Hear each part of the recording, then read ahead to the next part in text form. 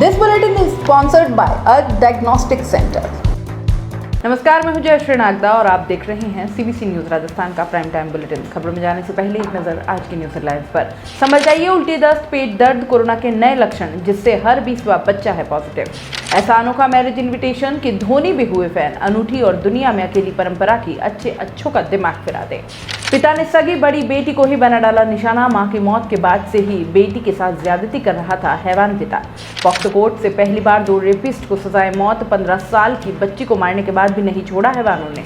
7 साल की मासूम को 27 दिन में मिला न्याय। ज्यादती के मामले में पॉक्सो कोर्ट का त्वरित फैसला, मिली मरते दम तक कैद।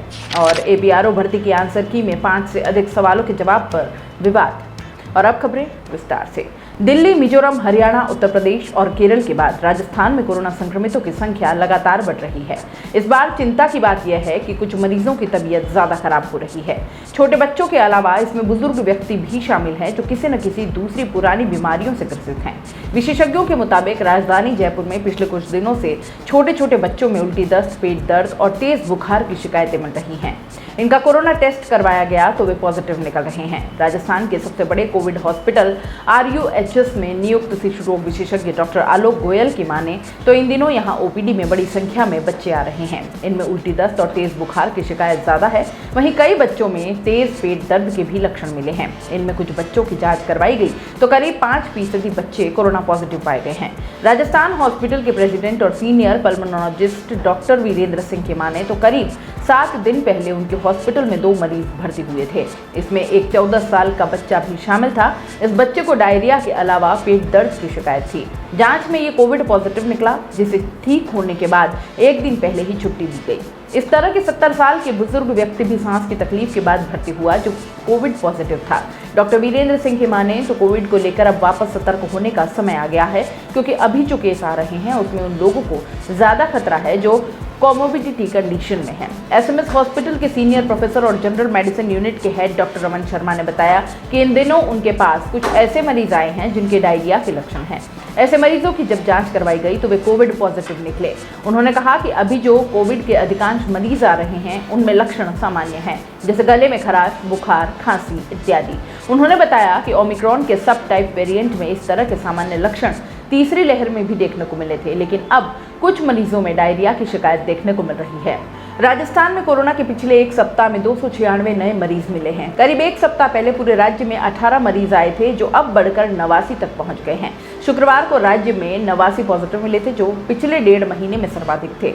लगातार केस बढ़ने से राज्य में एक्टिव मरीजों की संख्या 329 हो गई, जिसमें 247 मरीज तो केवल जयपुर में है। वहीं धौलपुर में 25 और अलवर में 15 एक्टिव केस है। अपनी अनूठी परंपराओं, रीति रिवाजों के लिए राजस्थान देश में अलग स्थान रखता है। मरु प्रदेश अपनी चित्रकारी के लिए भी दुनिया भर में प्रसिद्ध है। ऐसी ही एक चित्रकारी होती है जैसलमेर पे। अपने पीले पत्थरों से दुनिया भर में गोल्डन सिटी के नाम से मशहूर पर्यटन नगरी जैसलमेर एक बार फिर देश और दुनिया में चर्चा में है। जैसलमेर की दीवारों पर छपे शादी के कार्ड्स ने अचानक ही देश दुनिया में पॉपुलर हो गए हैं। शादी की एक बड़ी मैट्रिमोनियल साइट यानी कि वैवाहिक वेबसाइट ने इसे अपने विज्ञापन में प्रमुखता से दिखाया है। इस विज्ञापन में महेंद्र सिंह धोनी जैसलमेर की इस आर्ट की तारीफ करते नजर आ रहे हैं। उन्होंने इसे अनूठी और दुनिया में अकेली परंपरा बताते हुए शादी के कार्ड को दीवार पर छापकर बालिकाओं का गर्व बढ़ाने वाली बात कही है। मैरिज कार्ड को दीवारों पर पेंटिंग की शक्ल देने की शुरुआत जैसलमेर में करीब 50 साल पहले हुई थी। इस अनूठी परंपरा को शुरू करने का श्रेय जैसलमेर के सागर जी भाटिया को जाता है। सागर भाटिया अपने नाम के साथ जी इसलिए लगाते हैं क्योंकि उनके पिता का नाम गोविंद भाटिया था। सागर ने जैसलमेर में दीवार पर शादी का कार्ड छापने की शुरुआत आज से करीब 50 साल पहले की थी। सरकारी क्लर्क से रिटायर हुए सागर जी भाटिया शौकिया पेंटर भी हैं। वे बताते हैं कि एक दफा वे अपनी मां के साथ नाथद्वारा श्रीनाथ जी के दर्शन करने गए थे। वहां उन्होंने दीवार पर एक व्यक्ति को हाथी और महिला के साथ पेंटिंग बनाते देखा। तभी से उन्हें यह आइडिया आया और जैसलमेर में इस कला की शुरुआत की। पहले उन्होंने भाटिया समाज के लोगों के लिए इसकी शुरुआत की। बाद में यह इतनी पॉपुलर हो गई कि अब सभी समाजों के लोग इसको गर्व के साथ अपनी दीवारों पर छपवाते हैं। जैसलमेर में उन्होंने गणेश भगवान के साथ इस पेंटिंग की शुरुआत की। पहले ऑयल पेंटिंग आदि नहीं थे तो कच्चे रंगों के साथ दीवारों पर पेंटिंग बनाते, लेकिन बारिश के दौर में वो पेंटिंग धूल खाती थी। इसके बाद धीरे धीरे ऑयल पेंट से बनाना शुरू किया और आज जैसलमेर की हर गली में जिस घर में भी मांगलिक आयोजन होता है उस घर के बाहर दीवार पर सागर जी भाटिया की बनाई पेंटिंग आपको मिल जाएगी। धीरे धीरे बाकी पेंटर्स ने भी इस काम को अपना लिया और अब हर घर के बाहर शादी का कार्ड पेंट किया हुआ मिल जाएगा। सागर जी भाटिया फिल्मों के बहुत शौकीन हैं और लता मंगेशकर के हार्डकोर फैन हैं। ऐसे में जब भी मांगलिक कामों की पेंटिंग दीवारों पर बनाते हैं तब फिल्मों के गानों की लाइनें आदि भी उसमें लिखते हैं जो सबको बहुत ज़्यादा आकर्षित करती है। लोग उन कार्डों को पढ़ने के लिए रुकते भी हैं और दिलचस्प लाइनों को देखकर बहुत ज़्यादा आकर्षित भी होते हैं। फ्लेक्स जिम के इमरान हुसैन, तौसीफ हुसैन और फारूक हुसैन की तरफ से देशवासियों को ईद उल फितर की बहुत बहुत मुबारकबाद। ईद के मुबारक मौके पर मैं इकराम कुरैशी संपूर्ण देशवासियों को अपनी तरफ से ईद की मंगल कामनाएं प्रेषित करता हूं। ऐसी मेरी शुभकामनाएं हैं और मंगल कामनाएं हैं कि आने वाला वर्ष संपूर्ण भारतवर्ष के प्रत्येक नागरिक के लिए हर्षोल्लास के साथ में बीते एवं संपूर्ण राष्ट्र तरक्की करे।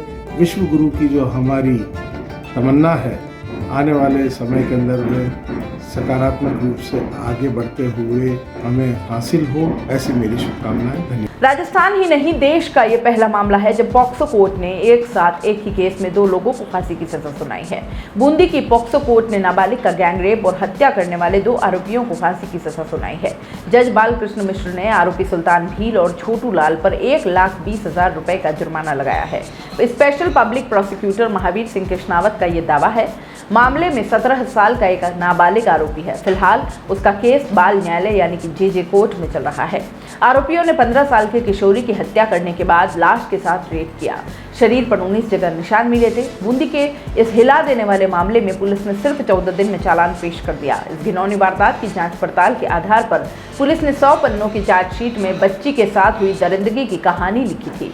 बता दें कि 23 दिसंबर 2021 को बूंदी जिले के बसौली थाना क्षेत्र के काला कुआं के पास जंगल में 15 साल की किशोरी बकरियां चराने गई। इस दौरान गांव के जमाई सुल्तान भील और छोटू लाल ने उसके साथ रेप किया और उसकी हत्या कर दी। इन दरिंदों ने बच्ची को दांतों से जगह जगह बुरी तरह से काटा, नाखूनों से नोचा और फिर चुन्नी से गला दबा दिया। यही नहीं, दोनों हैवान बन गए और बच्ची के दम तोड़ने के बाद भी दुष्कर्म करते रहे। मामला सामने आने पर 10 थानों की पुलिस ने 12 घंटे में आरोपियों को पकड़ा था। पुलिस ने 6 जनवरी 2022 को कोर्ट में चालान पेश किया था। उदयपुर में एक पिता ने बाप बेटी के रिश्ते को ही शर्मसार कर दिया। अब तक जहां सबसे महफूज मानी जाती थी बेटियां, उस जगह उस भरोसे को ही दागदार कर दिया। इस घृणित पिता ने अपनी ही नाबालिग बड़ी बेटी से हैवानियत की हदें पार कर डाली। वहीं 14 साल की छोटी बेटी के साथ भी छेड़छाड़ की। घटना उदयपुर जिले के सरड़ा थाना क्षेत्र की है। मां की मौत के बाद से ही पिता ने अपनी 16 वर्षीय बेटी के साथ ये घिनौना काम किया। साथ ही 14 साल की छोटी बेटी के साथ शारीरिक रूप से छेड़छाड़ करता था। आखिर नाबालिग लड़कियां परेशान होकर अपने मामा के यहाँ पहुंची और अपनी आप बीती बताई। पुलिस के अनुसार 16 वर्षीय और 14 वर्षीय किशोरी की मां की वर्ष 2018 में ही मौत हो चुकी थी। ये दोनों अपने पिता के साथ रह रही थी। करीब 6 से 7 माह पूर्व पिता शराब के नशे में आया। घर में सो रही अपनी 16 वर्षीय किशोरी पुत्री को धमकाकर उसके साथ दुष्कर्म किया और इस बारे में किसी को बताने पर उसे जान से मारने की धमकी भी दी। डर के मारे किशोरी ने किसी को कुछ भी नहीं बताया और इसके बाद से ही आरोपी आए दिन शराब पीकर आता और अपनी ही पुत्री के साथ गंदा काम करता। साथ ही 14 वर्षीय छोटी पुत्री के साथ भी छेड़छाड़ करता था। मामा के यहाँ गई तो उसे परेशान देखकर ननिहाल पक्ष की महिलाओं ने पूछताछ की तो उसने सारी बातें बता दी। इस पर मामा किशोरी के साथ थाने पहुंचे। मामला दर्ज करवाया गया। पुलिस ने मामला दर्ज कर थानाधिकारी अनिल कुमार ने आरोपी पिता को गिरफ्तार कर लिया, जिससे पूछताछ की जा रही है। तमाम देशवासियों को शहद परिवार की तरफ से ईद उल फितर की बहुत बहुत मुबारकबाद। तमाम देशवासियों को मास्टर बैंड बुलबुल भाई गुलाम नबी की तरफ से ईद उल फितर की तहे दिल से बहुत बहुत मुबारकबाद। अल्लाह हमारे मुल्क को सलामत रखे। अस्सलाम वालेकुम। विप्र सेना की ओर से परशुराम जयंती को प्रदेश भर में 3 दिवसीय जन्मोत्सव के रूप में मनाया जाएगा। इसमें सभी ब्राह्मण समाज के प्रमुख शिरकत करेंगे। ये जानकारी महामंडलेश्वर रास बिहारी ने शनिवार को पत्रकार वार्ता में दी। उन्होंने कहा कि 3 दिवसीय जन्मोत्सव कार्यक्रम की शुरुआत 1 मई से होगी, जो 3 मई को महासम्मेलन के साथ पूर्ण होगी। विप्र सेना के संरक्षक मांगीलाल जोशी ने बताया कि 1 मई को शाम 6 बजे पानेरियों की मादड़ी स्थित परशुराम चौराहा पर अखाड़ा प्रदर्शन और भव्य आतिशबाजी कार्यक्रम होगा। यह कार्यक्रम आकर्षण का केंद्र बनेगा। इसके साथ 3 दिवसीय जन्मोत्सव कार्यक्रम की शुरुआत होगी। अगले दिन 2 मई को सेक्टर 11 स्थित वल्लभाचार्य पार्क में शाम को 6 बजे भव्य आरती और दीप प्रज्वलन कार्यक्रम होगा। इसमें हर समाज और सदस्य के घर से दीप लाया जाएगा, जिसमें भव्य आरती होगी। विप्र सेना के राष्ट्रीय उपाध्यक्ष जगदीश राज श्रीमाली ने बताया कि 3 मई का सेक्टर 6 स्थित अटल सभागार में विप्र सम्मेलन और सम्मान समारोह होगा। इस कार्यक्रम के संयोजक श्री बद्रीलाल मिनारिया होंगे और इसमें सभी ब्राह्मण वर्ग के प्रमुखों का सम्मान होगा। कार्यक्रम में सांस्कृतिक कार्यक्रम भी होंगे। विप्र सेना के प्रदेशाध्यक्ष दिनेश शर्मा ने बताया कि विप्र सेना जल्द ही सदस्यों के ब्लड ग्रुप की डिजिटल डायरेक्टरी भी तैयार करेगा। साथ ही एक टीम का गठन किया जाएगा। किसी भी विप्र बंधु की जरूरत के समय उस जिले की टीम हॉस्पिटल में भर्ती विप्र मरीज की सेवा को तत्पर रहेगी। प्रदेश महामंत्री गोविंद दीक्षित के अनुसार विप्र सेना की युवा टीम किसी भी अनाथ, असहाय, निर्धन या जरूरतमंद विप्र बंधु की शिक्षा, परवरिश और जीवन यापन के लिए व्यवस्था का कार्य करेगी। युवाओं के लिए शिक्षा और रोजगार के लिए काउंसलिंग और कोचिंग की शुरुआत भी जल्द ही की जाएगी। 7 साल की मासूम बच्ची से दुष्कर्म के मामले में पॉक्सो कोर्ट ने 11 कार्य दिवस में सुनवाई पूरी कर अभियुक्त को मरते दम तक जेल की सजा सुनाई है। विशिष्ट न्यायाधीश पॉक्सो अधिनियम संख्या 3 सोहन शर्मा ने मामले में मेरठ के हस्तिनापुर थाना क्षेत्र के आरोपी रणपाल को दोषी मानते हुए शेष प्राकृतिक जीवन काल के लिए आजीवन कारावास के साथ 1 लाख रुपए के जुर्माने की सजा भी सुनाई है। इस मामले में अदालत और पुलिस प्रशासन की तत्परता से घटना के 27 दिन बाद ही पीड़ित बालिका को न्याय मिल पाया है। विशिष्ट लोक अभियोजक राजकुमार गंगावत ने बताया कि पीड़ित बालिका की मां ने महिला थाना भिवाड़ी में इसी 3 अप्रैल को रिपोर्ट दर्ज कराई थी कि वह पति के साथ 2 अप्रैल को काम पर गई थी। शाम को घर लौटने पर 7 वर्षीय बेटी ने मां को बताया कि दिन में सामने रहने वाले अंकल ने उससे गलत काम किया। माता पिता ने आरोपी के खिलाफ रिपोर्ट दर्ज कराई। पुलिस ने 24 घंटे में आरोपी रणपाल को गिरफ्तार कर लिया। गिरफ्तारी के 72 घंटे के भीतर ही अदालत में चालान पेश कर दिया गया। न्यायाधीश सोहन शर्मा ने मामले की गंभीरता को समझते हुए शीघ्र सुनवाई की प्रक्रिया अपनाई और 7 अप्रैल को चालान पेश होने के बाद चार्ज बहस सुनकर 11 अप्रैल को आरोप तय करते हुए लोक अभियोजक को तत्परता से गवाह हाजिर करवाने के निर्देश दिए। 8 कार्य दिवस में अभियोजन साक्ष्य के रूप में 16 गवाहों के बयान करवाकर 22 दस्तावेजी साक्ष्य पेश किए गए। लगातार सुनवाई के कारण चालान पेश होने के बाद महज 11 कार्य दिवस में ही कोर्ट ने फैसला सुना दिया। विशिष्ट न्यायाधीश पॉक्सो अधिनियम संख्या 1 अनूप पाठक ने 3 वर्षीय बालिका से दुष्कर्म के मामले में खुशखेड़ा निवासी मुकेश को दोषी मानते हुए 20 वर्ष की कैद और 25,000 रुपए के जुर्माने की सजा सुनाई है। विशिष्ट न्यायाधीश सोहन शर्मा ने फैसला सुनाते हुए तल्ख टिप्पणी करते हुए कहा कि अपराध की गंभीरता को देखते हुए अभियुक्त का कृत्य घृणित और जघन्य अपराध की श्रेणी में माना जा सकता है। ऐसे अपराधों में यदि अभियुक्त को सजा में नरमी बरती गई तो सभ्य मानव समाज के लिए गंभीर समस्या उत्पन्न हो जाएगी और अबोध बालिकाओं के लिए सामान्य जीवन व्यतीत करना मुश्किल हो जाएगा। ऐसी स्थिति में अभियुक्त को कठोर सजा देना न्याय संगत है ताकि अपराधियों में भय व्याप्त हो सके। कर्मचारी चयन बोर्ड की सहायक जनसंपर्क अधिकारी भर्ती की आंसर की में 5 से अधिक सवालों के जवाब पर विवाद खड़ा हो गया है। अभ्यर्थियों ने कई सवालों के जवाब पर आपत्ति दर्ज कराते हुए कहा कि बोर्ड ने मनमर्जी से जवाब सही माने हैं, उनमें से कई गलत हैं। बोर्ड ने 1 दिन पहले ही मास्टर प्रश्न पत्र और आंसर की जारी की थी। इसमें कहा गया था कि अगर किसी सवाल के जवाब पर आपत्ति है तो अभ्यर्थी 30 अप्रैल से 2 मई तक आपत्ति दर्ज करा सकता है। इस परीक्षा में 100 अंकों के 120 सवाल आए थे। प्रश्न संख्या 48 ओबी वैन क्या है? चयन बोर्ड का जवाब डी आउटडोर ब्रॉडकास्ट वैन है। अभ्यर्थियों का कहना है कि कई किताबों में आउटसाइड ब्रॉडकास्ट वैन लिखा है, इसलिए ये सही होना चाहिए। प्रश्न संख्या 56 ऑप्शन में अखबार का नाम ही बदल दिया गया। पूछा गया कि पत्रकार के रूप में महात्मा गांधी के लिए सत्य क्या है। पहले ऑप्शन में अंग्रेजी में लिखा था कि वे दक्षिण अफ्रीका में इंडियन ओपिनियन के संपादक थे। हिंदी में अखबार का नाम बदलकर भारतीय राय कर दिया गया। अभ्यर्थियों का कहना था कि किसी अखबार का नाम नहीं बदला जा सकता। प्रश्न संख्या 83 में पूछा गया था कि निम्न में से कौन सा जनसंपर्क का कार्य है। 4 ऑप्शन प्रतिष्ठा प्रबंधन, संकट प्रबंधन, छवि प्रबंधन, संसाधन प्रबंधन दिए हुए थे।